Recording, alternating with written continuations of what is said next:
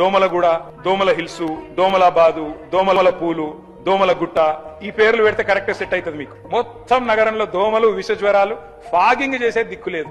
Every time night అయ్యే time కి దోమల మందు కొట్టేవాళ్ళు, ఇప్పుడు దోమల మందు కొట్టట్లేదు, ఏం కొట్టట్లేదు. కరీంనగర్ మొత్తం దోమల పెడతా బాగా పడుకోనియట్లేదు, నైట్ నిద్రలు ఉట్టలేవు జనాలకు. ఎవరికి చెప్పినా పట్టించుకుంటలేరు. విపరీతమైన దోమలమయం ఉంది, దానికి ఫాగింగ్ చేయడం లేదు. గవర్నమెంట్ ఎక్కడ కూడా ఎటువంటి డెసిషన్ తీసుకోవట్లేదు, ఎటువంటి చర్యలు కూడా తీసుకోవట్లేదు.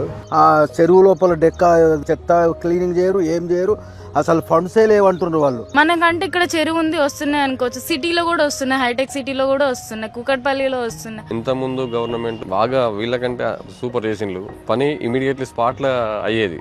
ఇప్పుడు పని నత్తనడకగానే నడుస్తుంది. ఇక్కడ వాటర్ ఉన్నా గానీ మాకు అంతకు ముందు అసలు దోమలే లేకపోతుండే, ఎందుకంటే ఎవ్రీ డే వస్తుండే మాకు దోమల మందు కొట్టేసి వెళ్తుండే ఎవ్రీ డే. ఎక్కడ చెత్త అక్కడే ఉంది. దాని గురించి ఎవరు పట్టించుకోవట్లేదు. మూసీ ప్రాజెక్ట్ అంటే హైడ్రా అంటే ఎవరికి కావాలి, అవన్నీ అవసరం లేదు కదా. ఇప్పుడు పై లెవెల్లో ఉన్న నాయకులు కూడా కమిషన్ లేని వీళ్ళ బిల్లులు కూడా రిలీజ్ చేస్తలేరంట కాంట్రాక్టర్లకు. అంత చండాలమైన ప్రభుత్వం తయారైంది. అసలు ఈ ప్రభుత్వం ఎప్పుడు పోతుందో అని చూస్తున్నారు ప్రజలంతా.